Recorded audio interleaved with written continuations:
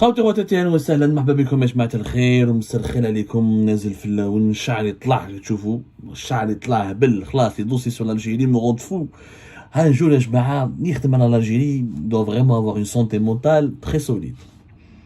نازل في اللون والسلام عليكم. Oui, il faut une santé mentale très solide, les dossiers sont très nombreux, les problèmes sont très nombreux et il nous faut à chaque fois traiter et parler des solutions, mais aussi des dessous de ces problèmes-là pour essayer de les comprendre, pour essayer de permettre à notre opinion publique nationale et aux amis de l'Algérie, notre opinion publique internationale, parce qu'il y a des étrangers qui s'intéressent beaucoup à notre pays, de comprendre, de percevoir et d'assimiler les dessous de l'actualité algérienne pour ensuite envisager les solutions potentielles. Et il y a une société, un groupe dont on ne parle très très peu. On parle beaucoup de Sonatrach, du pétrole et du gaz en Algérie, mais on ne parle pas d'un autre groupe public qui est important, qui s'appelle Sonalgaz.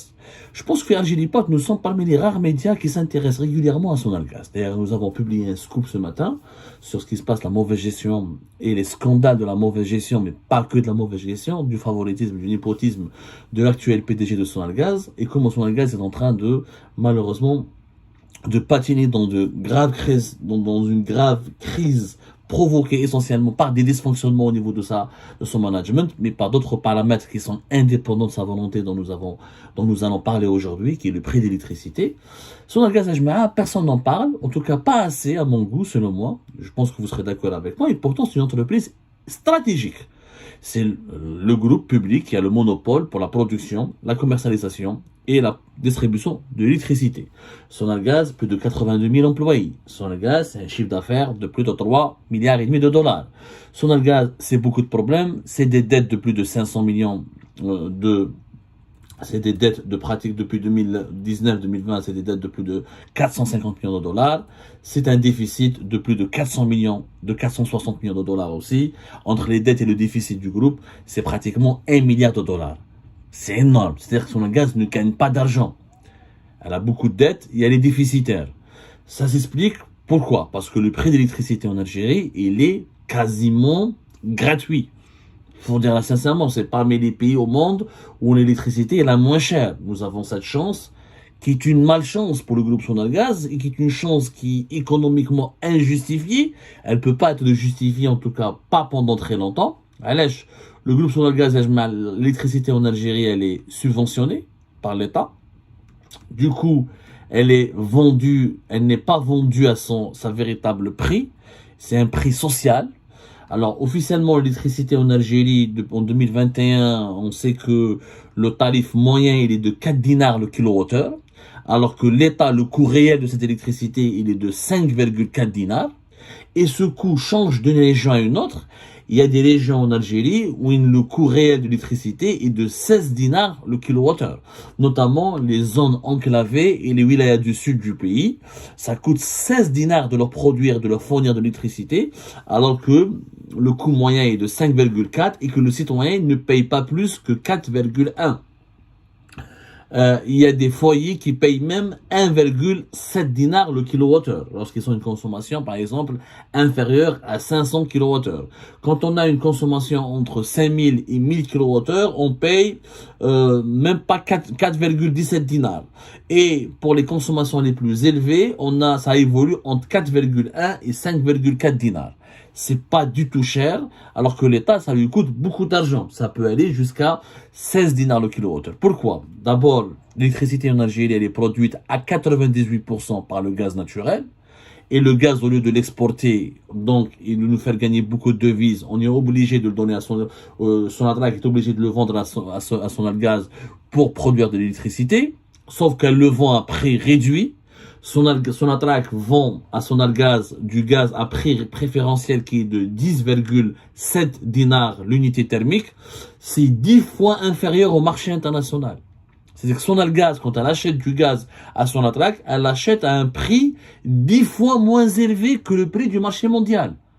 C'est pour ça que nous avons une électricité qui est pas chère. Sauf que Sonalgaz ne gagne pas d'argent, parce qu'elle-même, quand elle va produire de l'électricité, elle doit le revendre, elle doit le vendre à un prix subventionné, et c'est l'État qui lui le rembourse. Sauf que déjà, même avec un prix subventionné, beaucoup de gens ne payent pas leur facture d'électricité.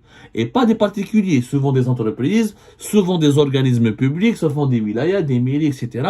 C'est pour ça qu'elle a des créances qu'elle détient, qu'il y a des dettes qu'elle doit récupérer, les créances, elle a des créances de plus de 460 millions, 450 millions, l'équivalent de 450 millions de dollars. C'est énorme. Sonalgaz a une situation qui ne peut pas tenir, elle est intenable. Et tous les experts disent qu'on ne peut pas maintenir un prix d'électricité aussi bas si on veut que Sonalgaz un jour s'en sorte. Et chaque fois, l'État algérien doit donner des crédits et financer Sonalgaz pour que Sonalgaz ne s'effondre pas. Mais quand même, c'est plus de 11 filiales. Sonalgaz, c'est 12 filiales même, plus de 11 filiales.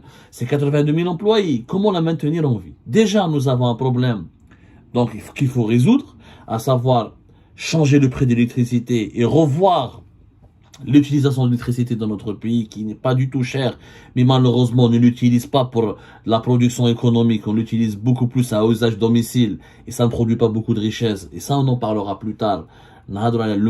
C'est bien d'avoir une électricité pas chère, mais si avec cette électricité pas chère, tu ramènes pas des investisseurs, tu lances pas des industries, tu lances pas des activités économiques et tu l'utilises que pour le secteur de domicile, le secteur résidentiel, c'est pas du tout intéressant. On est en train de gaspiller nos richesses. C'est quand même plus de 20 milliards de mètres cubes de gaz que nous devons utiliser maintenant depuis 2021, depuis 2022 pour produire de l'électricité. C'est quand même beaucoup de gaspillage.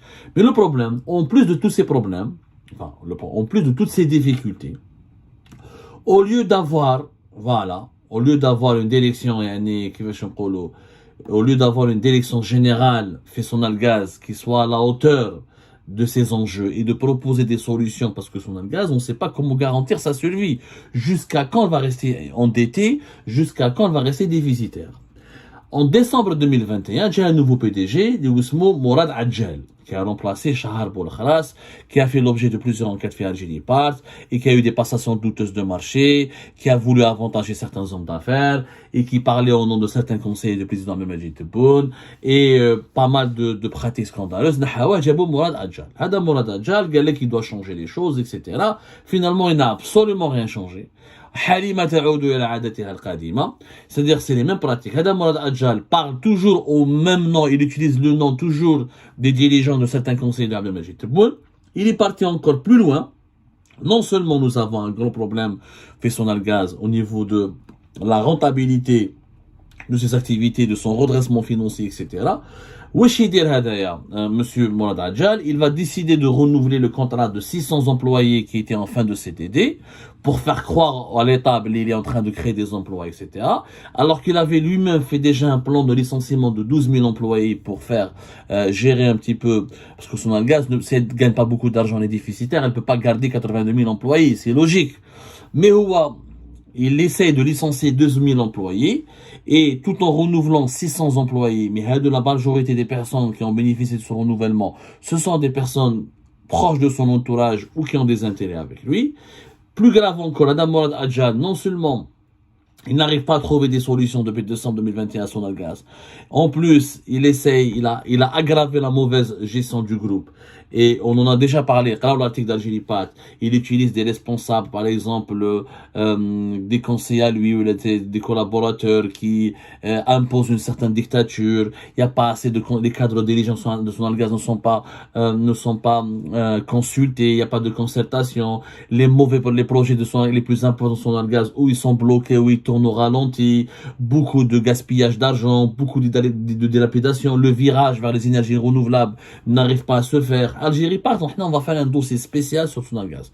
On va publier beaucoup d'enquêtes sur Sonalgaz pour vous montrer, chaque fois on fait un épisode pour vous dire dans telle filiale, dans tel secteur, tel projet, ça va mal, la construction de nouvelles centrales électriques caractérisée par beaucoup d'anomalies, d'irrégularités et de passations douteuses avec des soupçons de corruption, de versement de pots de vin et de commission et de rétrocommission.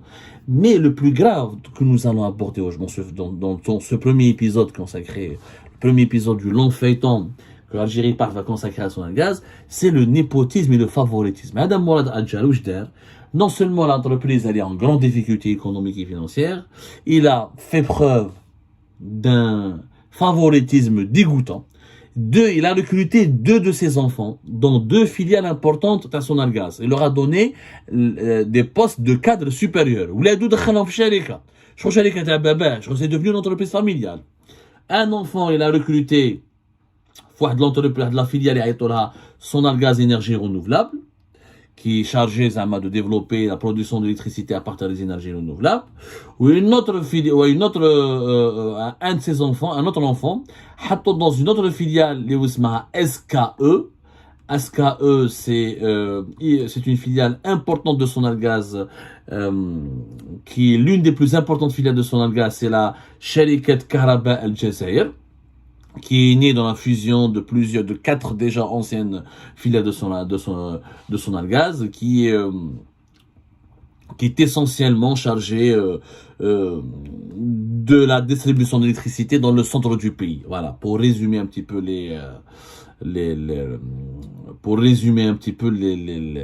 les enjeux de cette filiale. En tout cas, c'est une filiale importante. Sharikat Kahraba Al Jazair, SKE. Donc, Ouladou, le PDG actuel de Sonalgaz, il a recruté, il a donné 2 importants postes de cadre supérieur à 2 de ses enfants.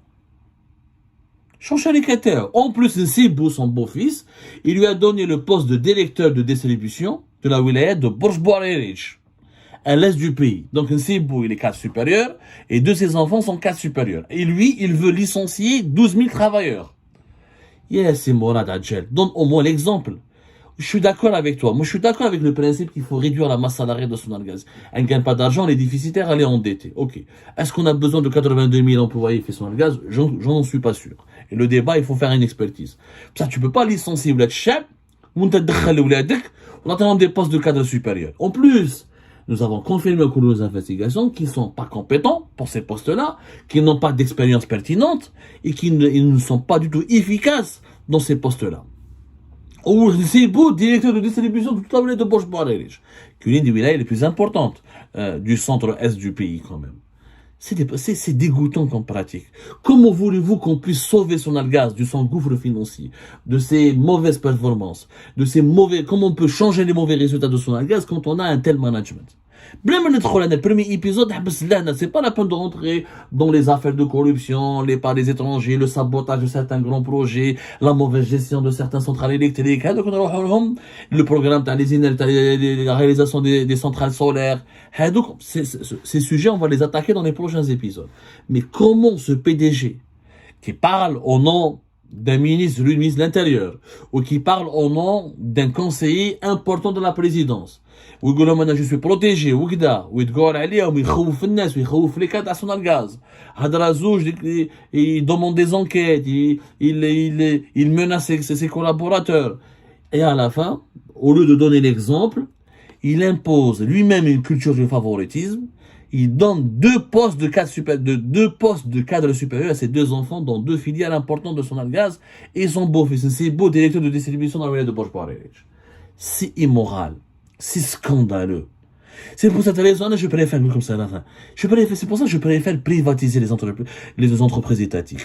Tant que nous avons des entreprises étatiques qui ont le monopole en Algérie, notre pays ne va jamais se développer. Parce que, comme on a fait Algérie, ça appartient à l'État, alors il faut saboter, on peut voler, on peut placer ses enfants, on peut placer ses beaux-frères, ses beaux-fils, ses maîtresses, ses voisines, ses copines. On peut tout faire, on peut se permettre de tout faire, parce que c'est l'entreprise de l'État, c'est l'argent de l'État, c'est pas notre argent, c'est pas l'argent d'un privé, donc on peut se permettre tous les dérapages. Voilà le problème. C'est une mentalité. Nous entretenons un rapport malsain avec l'entreprise étatique, avec le bien public.